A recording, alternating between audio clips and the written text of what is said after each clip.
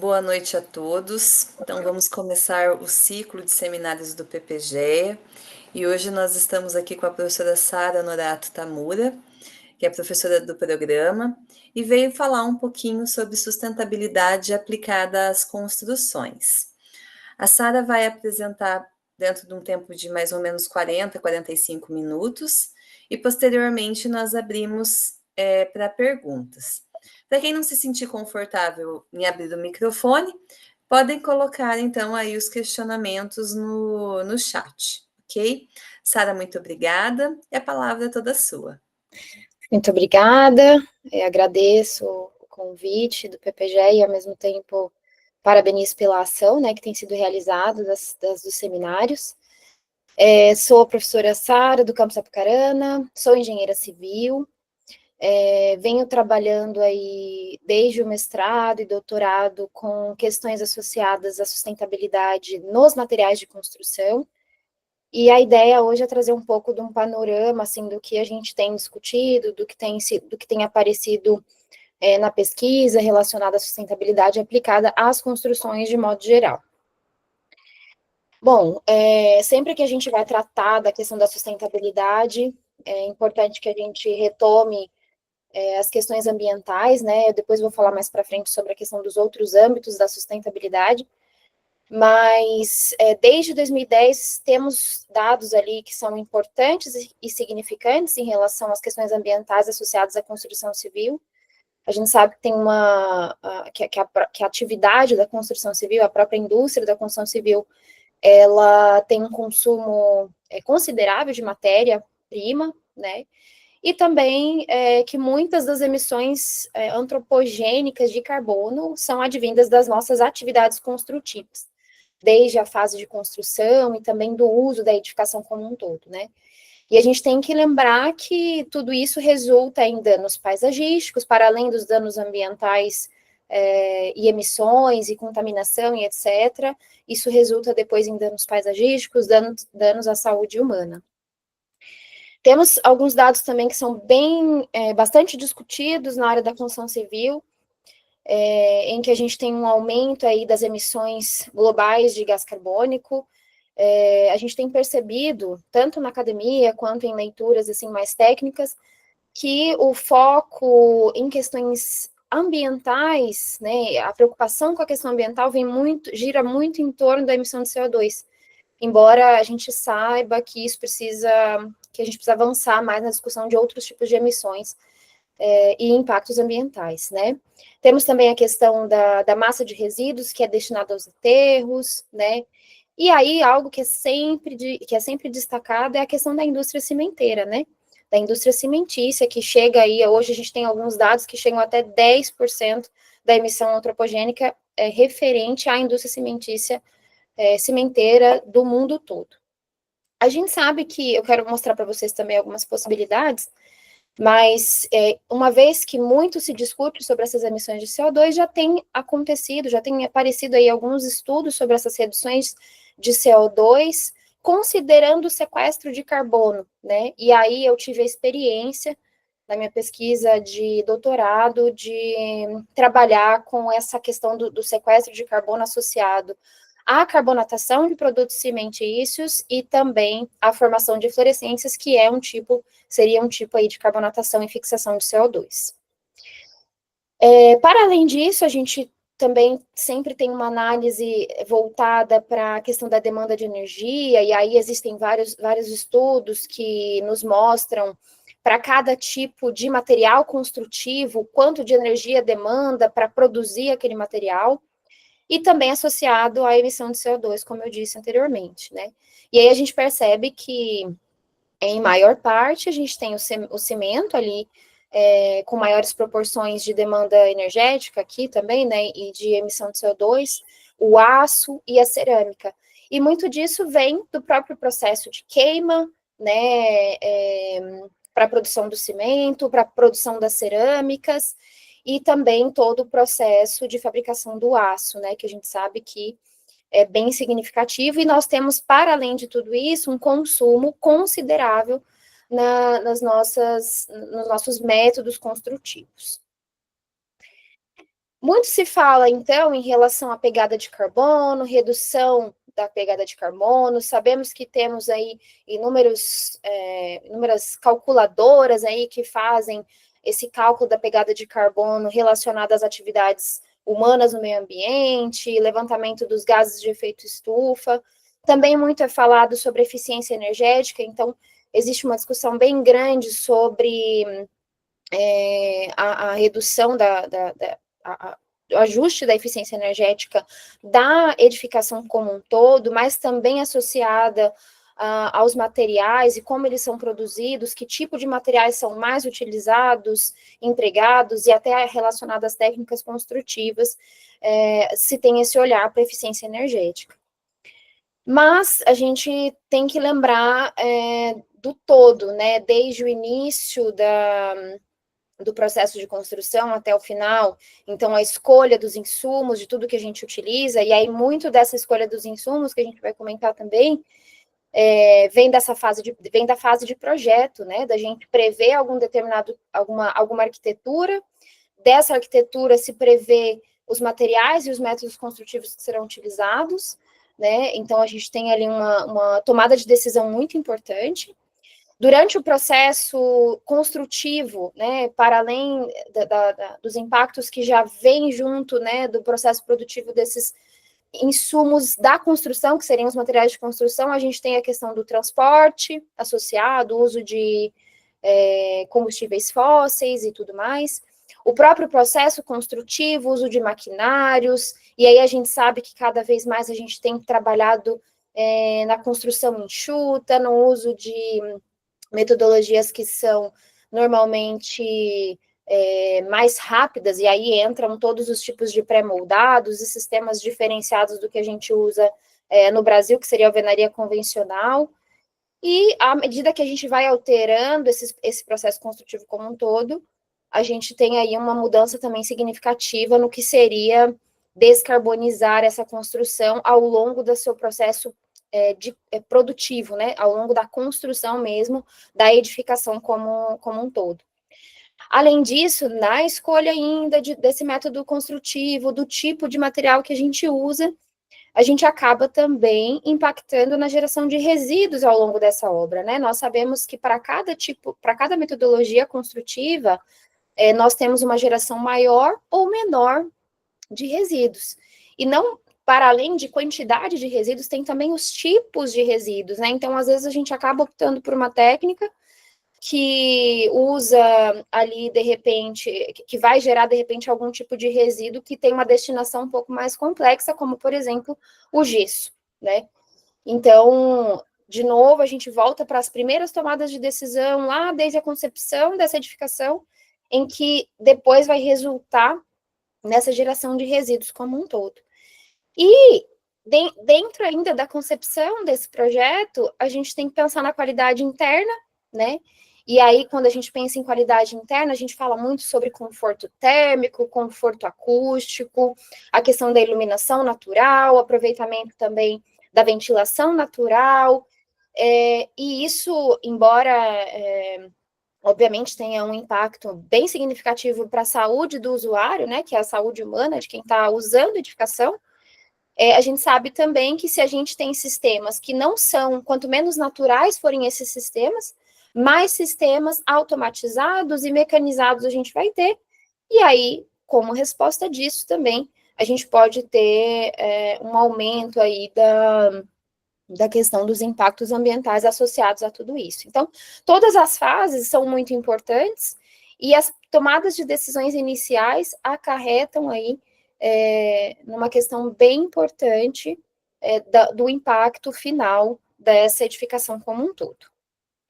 Como eu disse, como eu falei que ia falar sobre a questão da sustentabilidade, né, embora esteja focando aqui na questão ambiental da sustentabilidade, eu gosto muito dessa figurinha, embora ela seja antiga, mas eu sempre levo ela comigo, porque embora a gente fale, né, do tripé da sustentabilidade, da questão ambiental, da questão social, né, e da questão econômica, a gente tem que lembrar de outros pontos, né, que é a questão cultural, a questão territorial, a política nacional. A gente sabe que todas as nossas tomadas de decisão, quando a gente fala de sustentabilidade, a gente tem que pensar em todos os âmbitos, né? De modo que a gente reduza o quão for possível os impactos para cada uma dessas dimensões.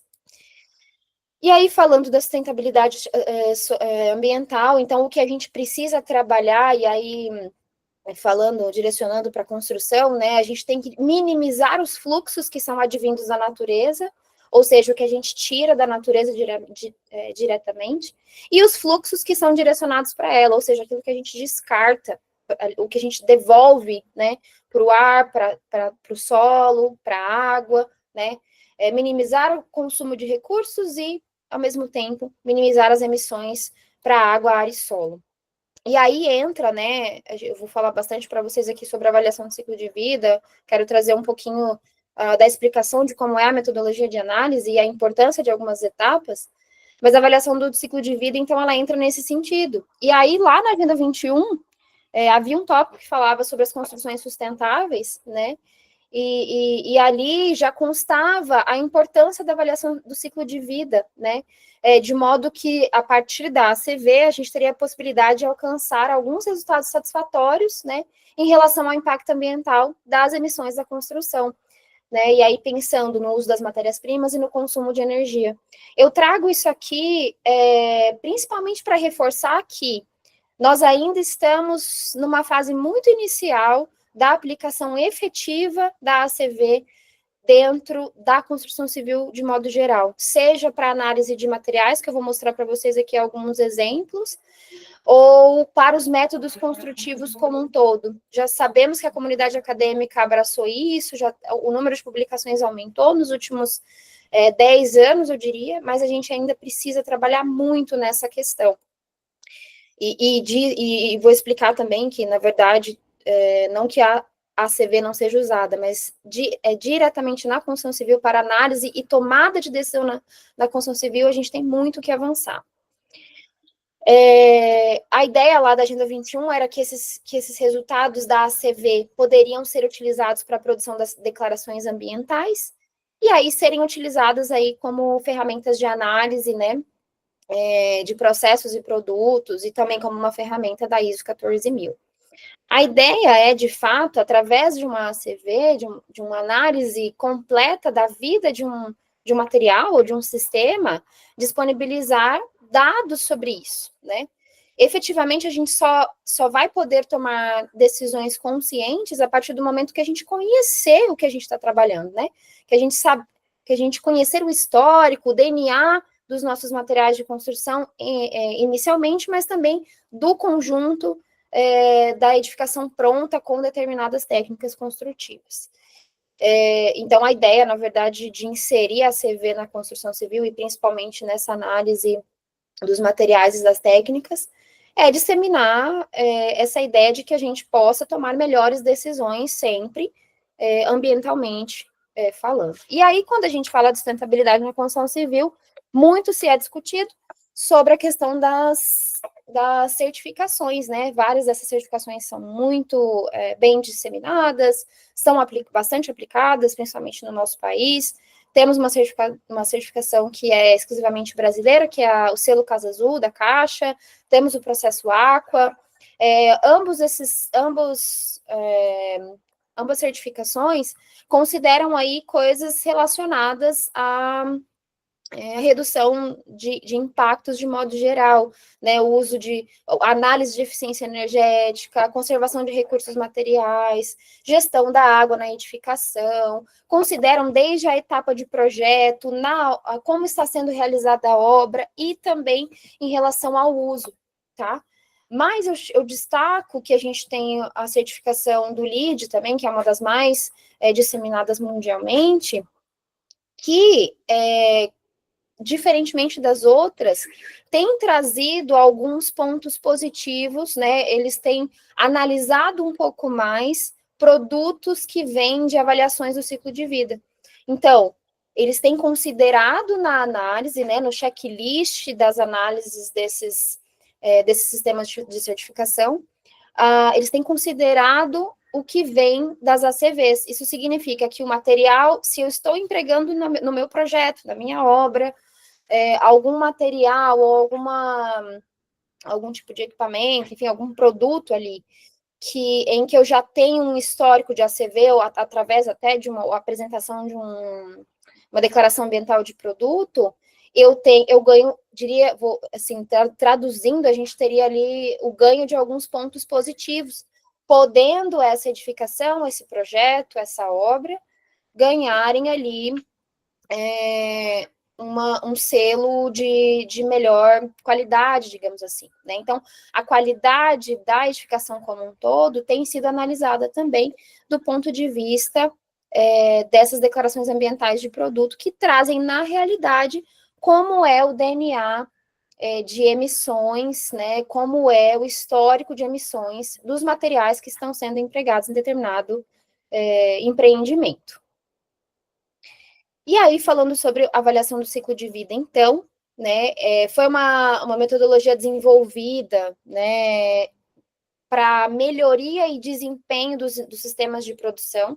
Na verdade, uma ferramenta criada dentro da indústria para melhorar a indústria, não necessariamente, quando foi criada, ela era para melhoria de questões de sustentabilidade, muito era para melhoria dos processos mesmos produtivos, dos processos dentro de uma fábrica, vamos dizer assim. E hoje, né, é muito realizada por meio do auxílio de softwares. O que a gente usa muito é o Cima Pro ou o OpenLCA, que é um software livre. Esses são os mais conhecidos, mas existem softwares desenvolvidos em várias partes do mundo e direcionados para determinados produtos, né? Então, análise, por exemplo, de produtos da construção, produtos que sejam mais industrializados, produtos que são relacionados à produção de maquinários. Então, existem softwares também que são direcionados a determinadas análises, né? Mas, basicamente, a metodologia, ela preza pela compilação, né? Pela análise ali, o levantamento e análise de todos os dados de entrada e de saída de um ciclo de vida. Então, imagina o que a gente pode traduzir disso, né? Cada produto, cada material, vou dizer aqui já puxando para a aplicação da construção civil, cada material tem ali, desde a extração da matéria-prima até o fim da sua vida, digamos assim, vários consumos de coisas naturais e várias emissões para o meio externo, né? Então, a ideia da avaliação, da metodologia da ACV, é olhar para tudo isso e fazer os levantamentos o mais fidedignos possíveis, né, dessas entradas e saídas. E aí a gente tem aqui um resuminho, né, em que quando a gente pensa no ciclo de vida de um produto, de um material, ou até de uma edificação como um todo, a gente tem a fase inicial, que é a de projeto, é o desenvolvimento daquele material, o desenvolvimento daquele projeto, daquela edificação. Depois a gente, que eu estava comentando há pouco, a questão da concepção, né, no caso da edificação, a etapa de projeto mesmo.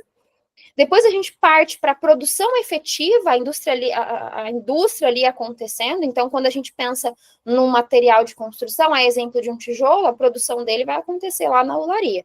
Mas quando a gente pensa numa edificação como um todo, a produção dele vai acontecer dentro do canteiro de obras. E dentro desse processo produtivo, estamos usando recursos primários, enviando emissões, gerando resíduos, às vezes inserindo processos de reciclagem, né? A gente costuma dizer que dentro da ACV, a fase de projeto e também de coleta de matéria-prima, de recursos primários, a gente chama de berço, tá? E depois, na produção, a produção, que seria a nossa fábrica, seja o canteiro ou seja uma fábrica mesmo de produção de materiais, a gente tem os portões, o portão de entrada na fábrica e o portão de saída na fábrica. Logo mais eu explico por que a gente tem essas denominações. E aí, depois da produção, vai ter a etapa de uso desse material, né? Então, a aplicação dele, o uso, então, o uso do tijolo lá dentro da parede, ou o uso da edificação pronta, e vai chegar um dia que vai haver o fim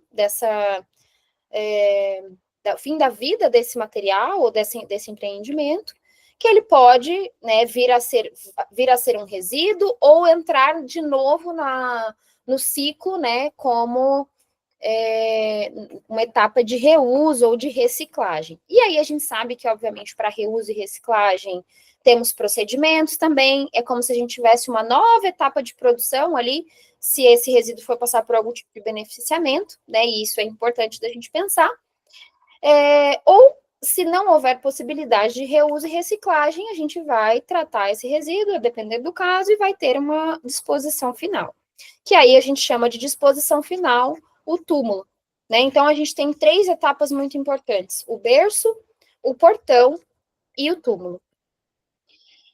Só para entender, né, que embora a gente tenha essas 3 etapas que são normalmente separadas e que são significativas, a gente tem aqui, por exemplo, o processo de produção, de fabricação do cimento, né, que eu falei para vocês que o cimento é um que a gente precisa dar um jeito nele, a gente precisa melhorar a questão das emissões, mas a gente tem, então, desde a extração ali, a mineração, né, das jazidas, dos insumos, até chegar no final, que é a armazenagem do saco de cimento pronto, né? Então, a avaliação do ciclo de vida, ela pode contemplar tudo isso. Aqui seria o berço, né? Aqui dentro eu teria o portão, no caso aqui da fábrica de cimento, eu tenho portão de entrada e portão de saída.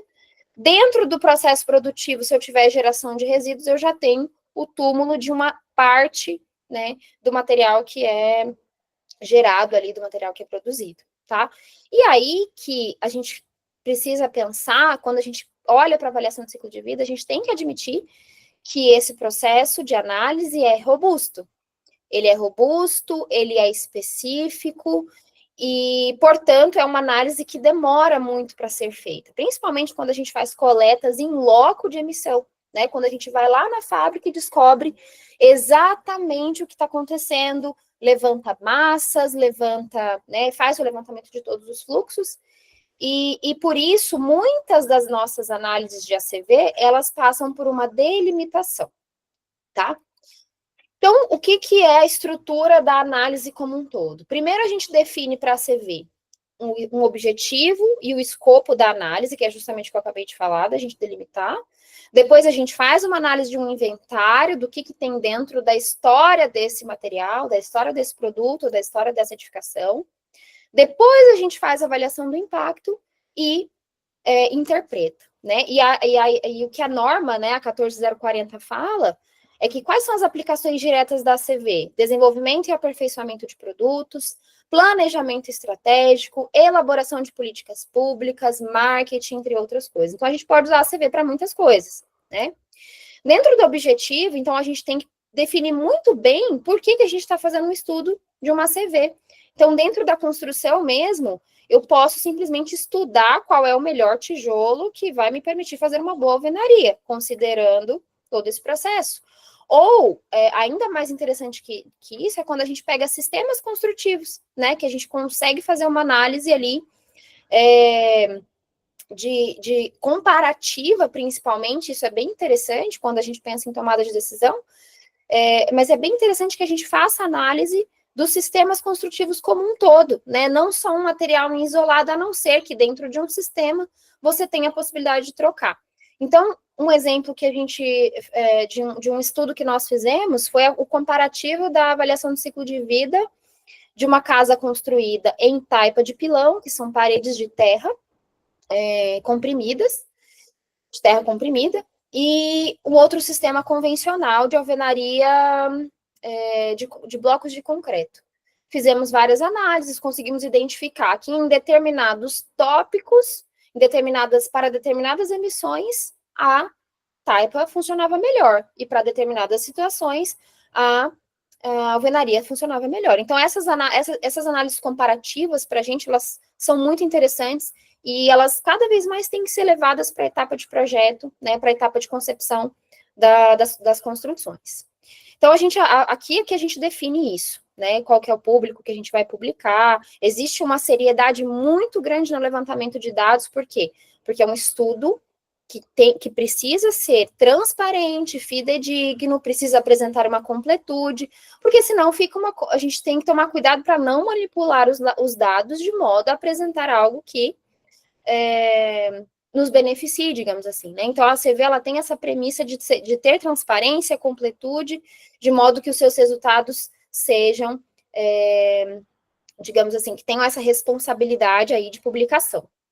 Dentro do escopo, né, que a gente vai definir exatamente o que a gente vai estudar, qual que é a análise que a gente está fazendo, qual que é o pedacinho do ciclo de vida que a gente está analisando, podemos fazer sim lá do começo até o final, mas a definição daquelas etapas entre berço, portão e túmulo, elas são importantes justamente porque às vezes eu estou com um problema na fábrica, então eu vou atuar na fábrica. No nosso caso da indústria da construção, vou atuar dentro do canteiro, né? Ou não, eu acho que o meu problema está na extração de recursos ali. Vou trabalhar ali, procurar outras fontes de recurso, de repente, ao invés de usar um recurso natural diretamente primário, já inserir a questão dos resíduos, né? E aí, muito do que a gente tem feito e tem visto até dentro do programa, né, do PPGE, temos estudos nesse sentido, do reaproveitamento de resíduos em outros, né, a produção de produtos com uso de resíduos de outras construções, tá? Então, é aqui que a gente faz essa definição.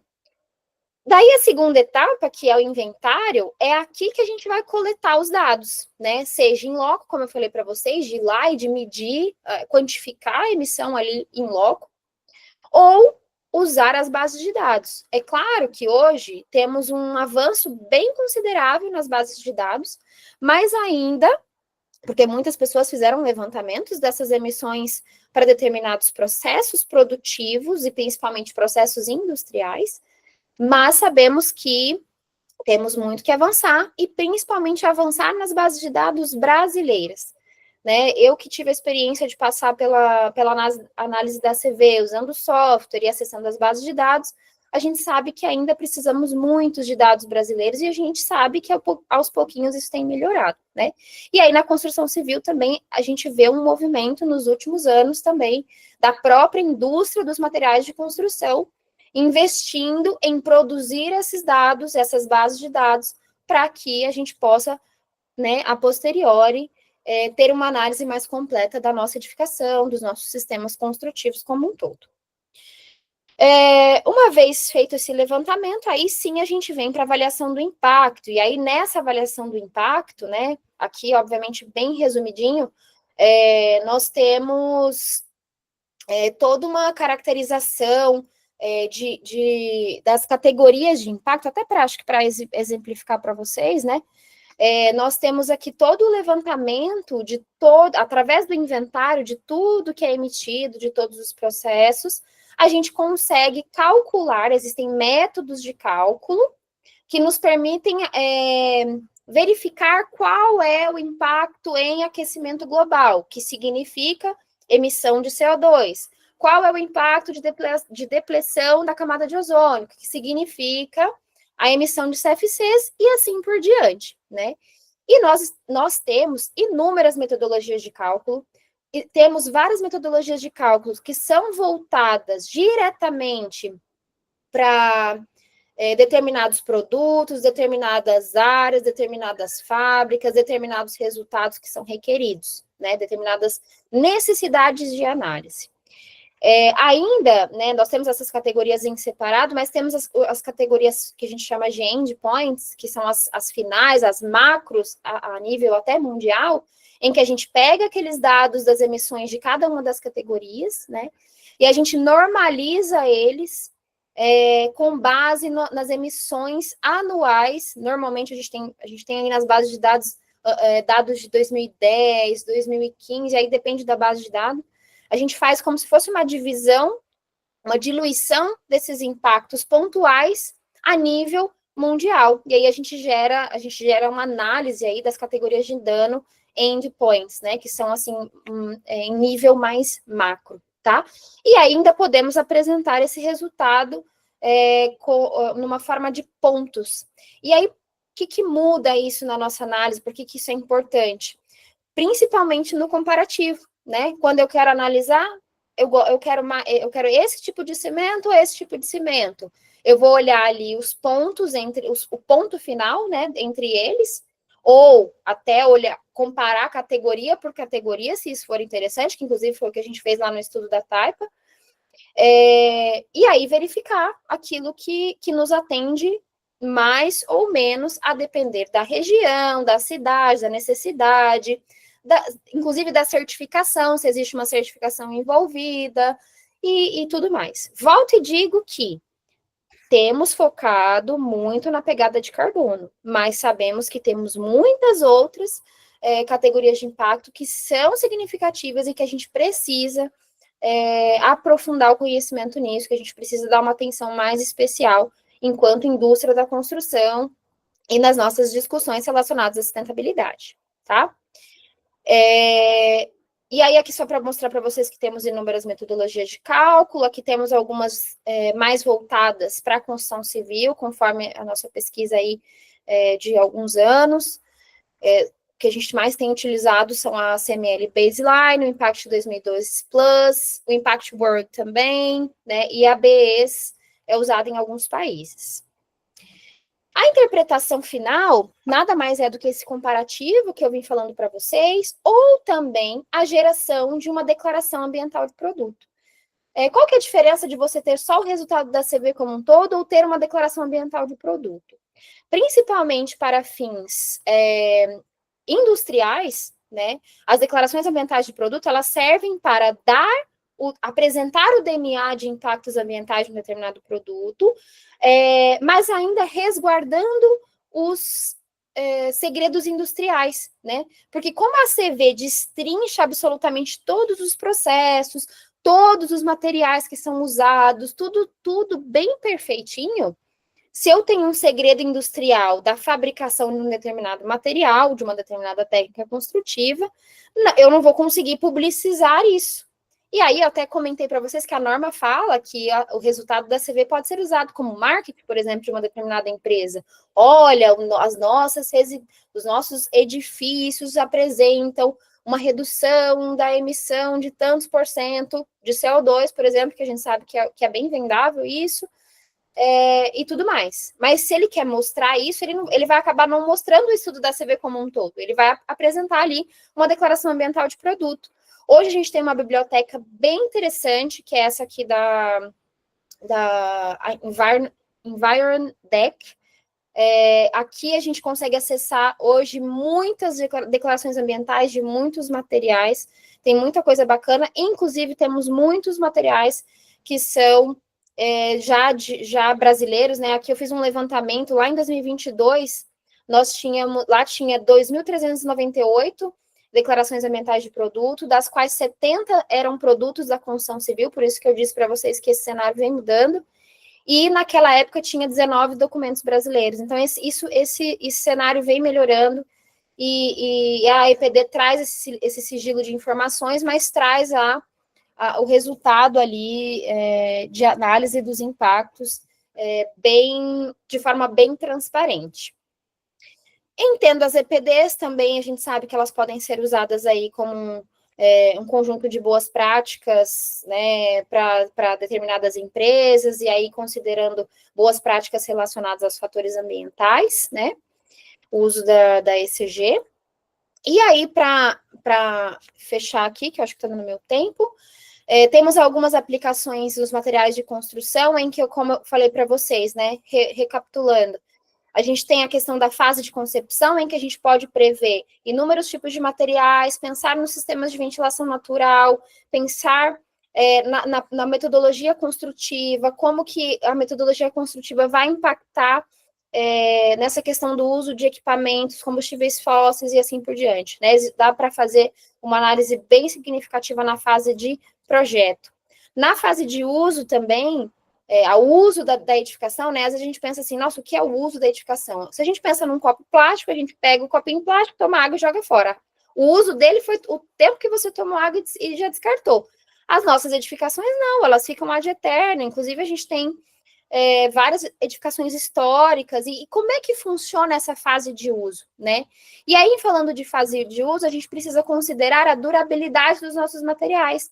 considerar quais as intervenções e manutenções são necessárias para que uma casa, para que uma edificação como um todo, tenha um bom ciclo de vida, de uso, uma boa durabilidade, que aumente, cada vez mais a gente aumente o tempo de vida. Mas para isso a gente precisa prever manutenções, e sempre que eu tiver manutenções, eu tenho a inserção, o gasto de matéria-prima, o uso de novos processos, então a gente tem que considerar isso na nossa análise, que aquele sistema que é interessante inicialmente em fase de projeto, mas que depois vai haver uma durabilidade que exige inúmeras manutenções, pode ser que a conta no final não vale a pena, né? Às vezes a gente pensa no antes, mas não pensa no depois, então pensar a longo prazo é muito importante. E, acima de tudo, considerar a questão da fixação de carbono. Hoje a gente tem uma análise de diversos grupos, né, no nosso país aí discutindo sobre a questão de que os aglomerantes, né, e a madeira são sumidouros de carbono, né, que a gente consegue, por exemplo, nos materiais cimentícios, fazer o aprisionamento do CO2 disponível ali e contribuir positivamente nessas questões de impactos ambientais. E eu deixo para vocês aqui um site, né, do SIDAC. Aqui nós temos, deixa eu ver se eu consigo abrir para mostrar para vocês rapidamente. Nós temos aqui no site do SIDAC, ele é um sistema de informação do desempenho ambiental da construção, ele é voltado para a construção. É um produto aí, tanto do Ministério de Minas e Energia, com apoio de diversas empresas, inclusive a academia, o pessoal da USP trabalhou bastante nisso daqui, e aqui eles têm várias declarações relacionadas a determinados produtos. Então, eu abri aqui, por exemplo, tem um relatório do cimento, tem um relatório da argamassa, entre outros tantos materiais, né, conteúdos técnicos que eles disponibilizam, e que a gente sabe que isso pode auxiliar aí os engenheiros e arquitetos a tomarem as suas decisões futuramente, né, principalmente na etapa de concepção, que a gente sabe que o que precisa ser trabalhado é essa etapa de concepção, para então propor melhorias no processo de construção como um todo, nas técnicas, uso de equipamentos, novas tecnologias, ok? Eu acho que era isso. E agradeço aí a todos pela presença e oportunidade. Muito bom, Sara, parabéns, foi ótima. Eu acho que sempre tem muito, a gente tem muito a aprender, né? E agora nós abrimos então para as perguntas. Então, quem quiser abrir o microfone e fazer a pergunta, fique à vontade, ou caso não se sentir confortável, pode colocar a pergunta no chat.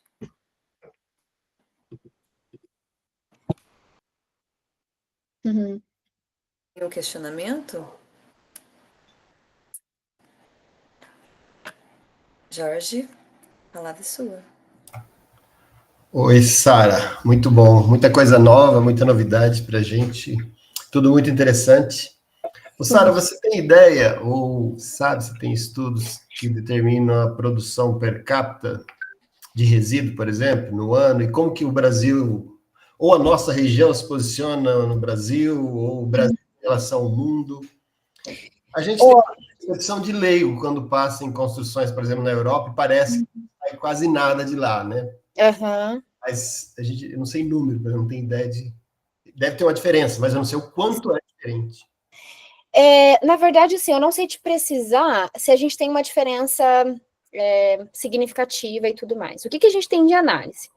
Em termos nacionais, o Ministério de Minas e Energia sempre tem reportado, né, essa geração de resíduos da construção, o que eu acho bem interessante. A gente tem conseguido acessar dados que são bem realísticos, né?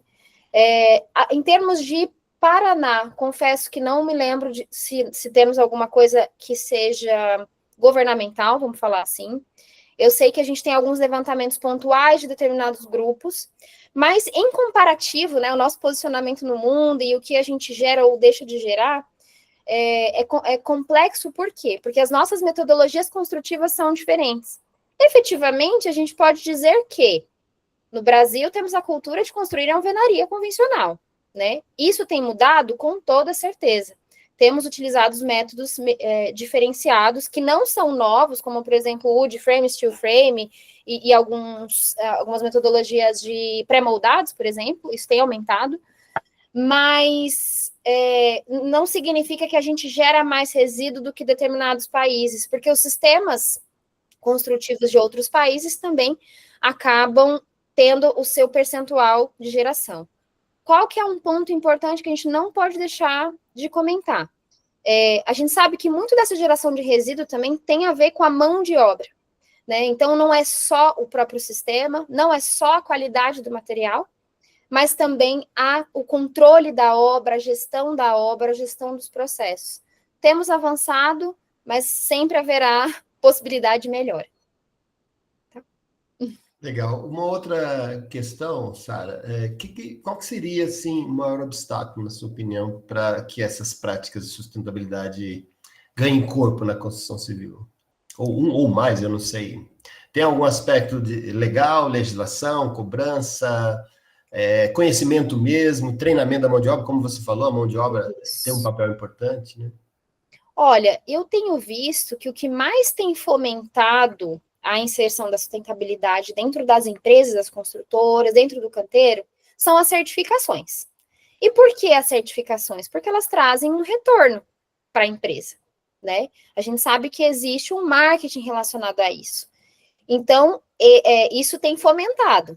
Mas a gente sabe que poderiam haver, né? Eu acho que é uma coisa que eu pessoalmente penso é que a gente poderia ter políticas públicas de incentivo, né? A partir do momento que a gente efetivamente comprova que foi feita, que foi aplicado um método sustentável. Porque é o que eu comentei, né? A gente fala muito sobre, eu vou reduzir CO2, vou reduzir CO2. Tá, mas você reduziu o CO2 e aí o seu trabalhador está trabalhando mais horas ou ele está trabalhando em condições muito piores, você está gastando mais, a edificação está ficando mais cara. Toda essa análise, né, ela precisa ser contemplada. Inclusive, eu falei da ACV ambiental, mas hoje a gente tem vários trabalhos de ACV social e econômicos que são complementares e que precisariam adentrar. Mas sim, eu acho que é ter uma política pública de incentivo para comprovadas, né, ações de sustentabilidade dentro das empresas, dentro dos processos de projeto e dentro das técnicas construtivas como um todo. Legal. Obrigado, Sara. Obrigada eu. Muito bom. O Jefferson Ubiali colocou aqui no chat, parabéns, professora, muito pertinente a temática. Algo em específico sobre incentivo à construção em madeiras para o sequestro de carbono? Bom, é de conhecimento até relativamente comum de que a madeira como um todo, ela tem um bônus positivo de CO2 justamente pelo processo de crescimento da madeira, tá, Jefferson? Então, assim, a gente já sabe qual que é a diferença de você usar a madeira. É que ela já vem com uma carga menos negativa do que, por exemplo, o que a gente tem nos cimentícios.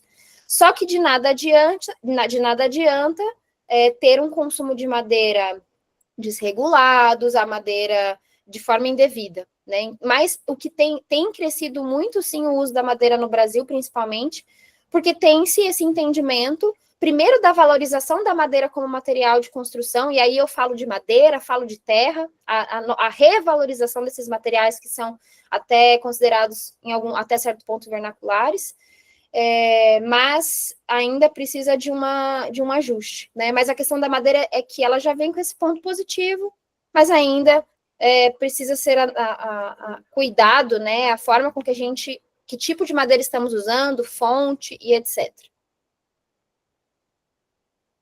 Muito bom. O Ricardo levantou a mão. Oi, professora, tá me ouvindo bem? Sim. Legal. Ó, vocês estavam falando aí sobre toda essa mudança, né?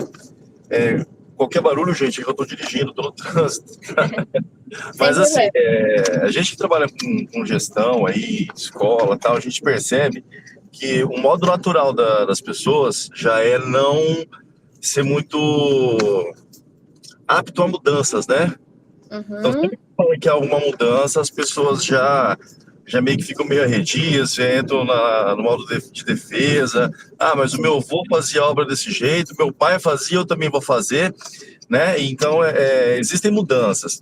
E essa mudança em relação a toda essa tecnologia e esses novos sistemas que a gente está observando, ela, até numa das aulas que eu tive essa semana, né, com a professora Kátia, a gente estava falando que tecnologia e mudança e sustentabilidade não tem muito a ver com custo, porque encarece muito qualquer tipo de sistema, desde uma obra até uma avaliação diferente disso daí, né? E encarecendo uma obra, né? Claro que lá no final fica difícil a comercialização, né? Porque aí você tem que tirar esse valor. E aí eu queria saber, professora, como que então seria essa aceitação dos profissionais ali do campo de obras sobre Sim. toda essa mudança tal, né? Pô, sua obra vai encarecer aí 30%. Aí ele vai pensar, putz, se eu for vender aí, se eu estiver fazendo um condomínio, as casas estiver na faixa de 700 mil, vou ter que mandar para 900, não vou conseguir vender, né? E aí, já tiveram, pensaram assim no cliente final, no final das coisas, pensando nessa parte comercial, né? Como que seria Sim. aplicado tudo isso? Sim. Acho que no começo da sua fala, Ricardo, você falou uma coisa importante do ceticismo que a gente vive. Eu acho que isso é para tudo, né, de modo geral. Mas, assim, eu acabei não falando, mas algo que eu gosto muito de reforçar é que o básico bem feito, ele funciona. Isso significa que a gente não está falando que a gente é obrigado a fazer novas metodologias, que a gente é obrigado a construir diferente. A gente, na verdade, pode continuar construindo com alvenaria convencional desde que a gente ajuste os nossos processos, que a gente melhore as condições de trabalho, que a gente melhore a gestão dentro do canteiro de obra, e eu sei que a gente tem trabalhado nisso enquanto indústria da construção, mas, assim, muitas vezes a solução não é dentro de uma construtora usar uma nova metodologia, mas sim ajustar os processos que são de 25 anos atrás, né? Do meu avô fazer assim, meu avô fazia assado, né? Eu já escutei isso 500 vezes, né? Eu faço assim há 1000 anos, eu não vou mudar. Né? Então, assim, a gente precisa trabalhar, é um trabalho de formiguinha, né?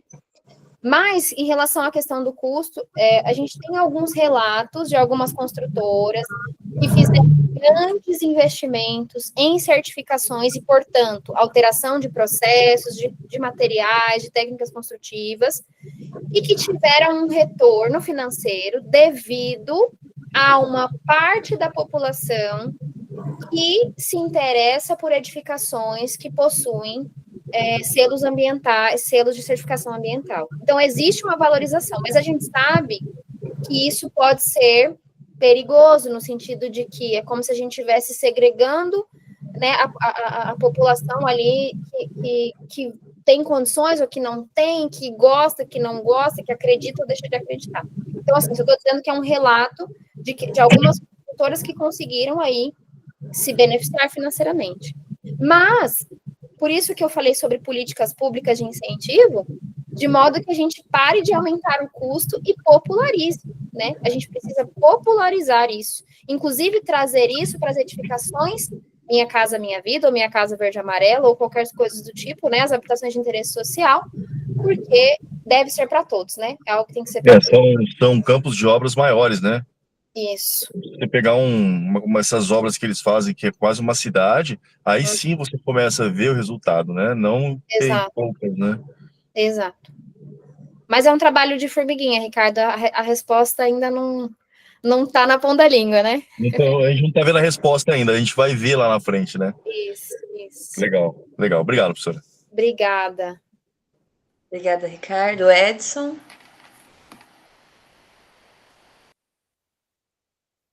Olá, Sara. Boa noite. Boa noite. Deixa eu tentar ver se eu consigo... Eu estou numa situação um pouco improvisada aqui, só um instante, ver se eu consigo ligar a câmera aqui. Se vai dar certo. Acho que sim. Vamos ver. Se cair, a gente volta. Sem problema. Estava aqui num trabalho meio paralelo, mas dando prioridade para ouvir sua palestra, a sua apresentação. Parabéns, né? Obrigado pela Obrigada. disposição de vir aqui no programa falar com a gente, com os nossos alunos, né, sobre esse assunto. Um assunto super importante porque, como você mostrou bem nas entrelinhas, a gente está aí com a população, em algumas regiões, crescendo ainda acima da média, né? Uhum. A regiões que estamos ainda com uma perspectiva a médio prazo de não mudar de não mudar essa tendência, de não ter ainda inflexão para queda. Uhum. A urbanização crescendo significa investimento na construção civil ainda avançando e com todos os impactos que você foi comentando, etc., né? Uhum. E todas essas mudanças que estão ocorrendo. A gente fala muito de mudanças climáticas, mas a gente tem uma série de impactos que degradam os nossos sistemas naturais, né? Uhum. Lembrando que uma cidade, quando se estabelece no lugar onde antes existia um bioma, nem sempre é verdade com uma floresta, mas normalmente com uma floresta que existia ali, e água, É verdade. sistema de drenagem das Opa. bacias afetadas diretamente. Estou fazendo esse preâmbulo só para dizer da importância do que você falou e de a gente começar tecnicamente a tratar disso para que a gente possa inverter aquela tendência que a gente teve até pouco tempo atrás, geral, de tratar resíduo como uma coisa que infinitamente a gente poderia acumular em algum lugar, de Uhum. qualquer jeito, né? Sim. O que eu queria te perguntar eram duas questões, uma mais ampla e uma mais específica, né? Eu vou começar pela mais ampla primeiro, que é fazendo uma extrapolação, você falou muito das empresas, essa coisa da política para estimular que elas investam nisso, a partir, por exemplo, você citou certificação, né? Uhum. Mas eu queria extrapolar isso, pensando em larga escala. Na sua opinião, o que está faltando o que você acha que está faltando para a médio prazo? Eu vou dar uma colher de chá para você, não vou perguntar a curto prazo, mas a longo prazo, o que está faltando para a gente sensibilizar mais as pessoas?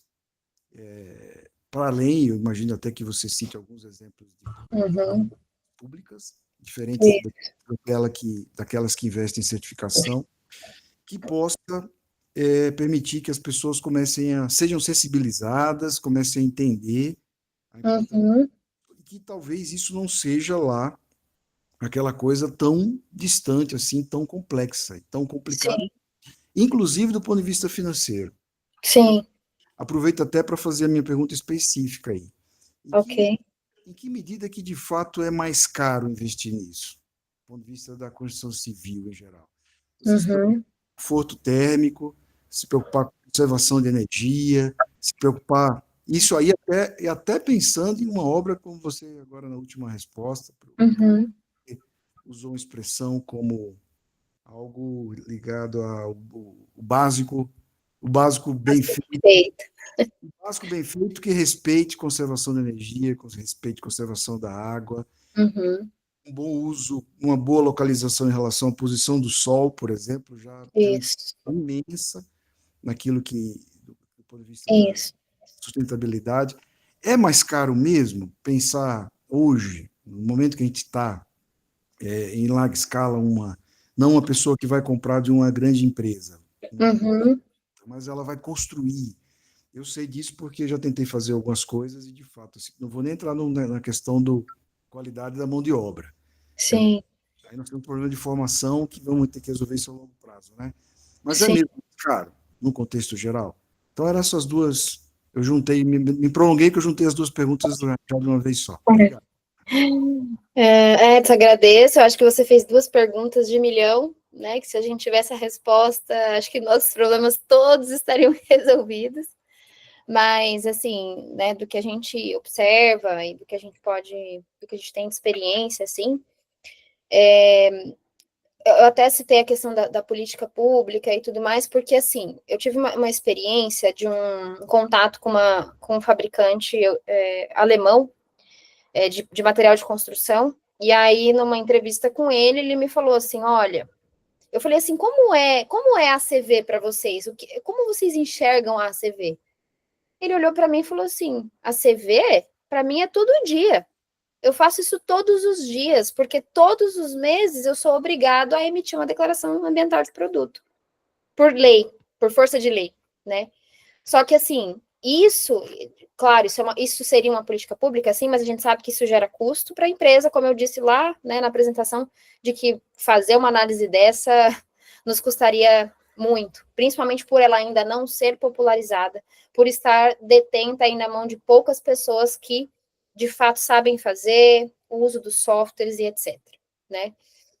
Mas, em questão da conscientização da população e etc., né, eu realmente acredito que publicizar mais e mostrar mais sobre isso, escancarar mais o DNA dos nossos materiais, das nossas técnicas construtivas, poderia ser uma primeira medida, né? Porque a gente sabe que conhecimento é poder, digamos assim.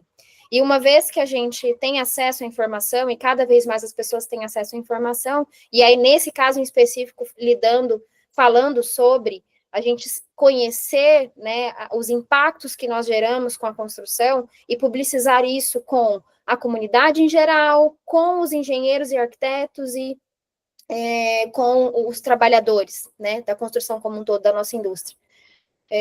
Eu penso que começar por aí seria uma boa ideia. Você depois falou sobre a questão do custo, né? Se a gente conseguiria reduzir o custo, enfim. Assim, as tomadas de decisão em projeto para inserção de sistemas melhores, é igual você falou, do aproveitamento da luz solar, da eficiência energética, aproveitamento de ventilação natural e tudo mais, a gente sabe que os arquitetos têm trabalhado muito nisso, muito. Eles estudam muito isso, eles fazem isso em projeto, mas nem sempre isso é possível, né? E isso nem sempre é possível para todos os tipos de edificação, né? Não são todos os tipos de construções que passam por uma análise mais específica sobre essas questões. Inclusive, né, deixando assim, falando de uma forma bem generalista, para não haver apontamentos, a gente sabe de determinadas técnicas construtivas que são utilizadas massivamente e que são muito piores em relação a conforto térmico. E se não tem conforto térmico, eu não tenho uma boa condição social, né? Ou seja, aquele usuário da edificação não vai ter uma boa condição e ele vai provavelmente inserir sistemas mecanizados.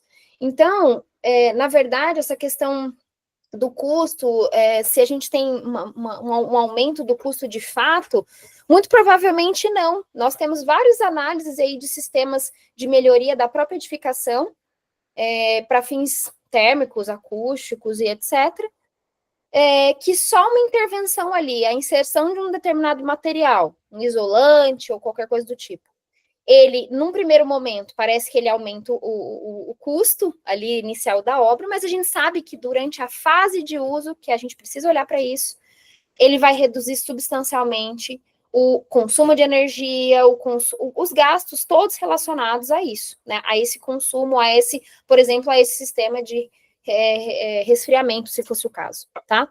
Então, não podemos dizer diretamente que todos os sistemas de melhoria das condições ali da edificação encarecem, e aí cada caso é um caso, cada região é uma região, mas de fato a gente precisa trazer para todos os nossos projetos de modo geral, né, toda essa expertise que os arquitetos têm, em especial, né, vamos enaltecer isso aqui, desse trabalho, dessa análise do aproveitamento ao máximo das condições naturais, de vento, de iluminação e etc. Tá bom? Acho que é isso. Muito obrigado. Daiane, eu posso fazer só mais um comentário, rapidamente? Vou deixar, tá? Só mais um pouquinho, mais 2 minutinhos, hein? Um exemplo que é bem comum, corriqueiro, e de tão corriqueiro até ele passa a ser didático. Por estarmos numa zona tropical, praticamente aqui, estamos no limite da subtropical, né? Então, podemos dizer que pela temperatura aqui, média de Londrina, essa região norte do Paraná, estamos na região tropical.